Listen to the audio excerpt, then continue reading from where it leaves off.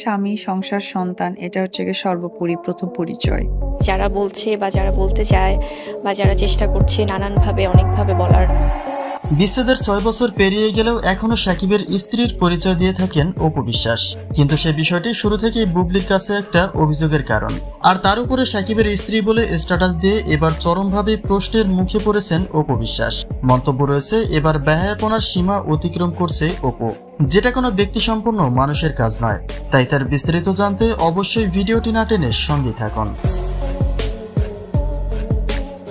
বুবলির সংসার ভাঙার মূল কারিগর অপু বিশ্বাস, যে কথার ইঙ্গিতটা বুবলি নিজেই প্রকাশ করেছেন। অভিযোগ তুলেছেন একজন ডিভোর্সি মহিলা কেন এখনো সাকিবের পেছনে ঘুরঘুর করে।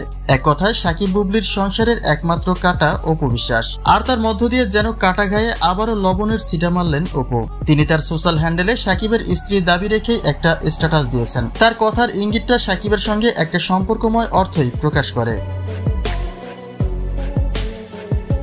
বুবলির মতো সাকিবের সঙ্গে সেপারেশন হলো, বিচ্ছেদ তাদের এখনো হয়নি, আর এই বাকি কাজটাও করার জন্য উঠে পড়ে লেগেছেন অপু।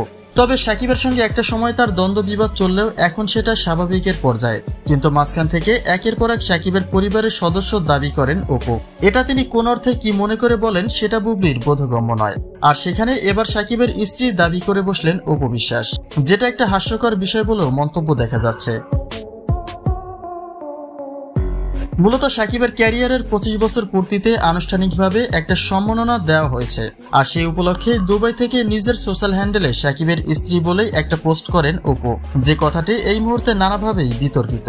সাকিবের স্ত্রী হিসেবে অপুকে দেখাটা অনেকের আকাঙ্ক্ষা হলেও কিছু নেগেটিভ মন্তব্যের শিকার হয়েছেন অপু বিশ্বাস।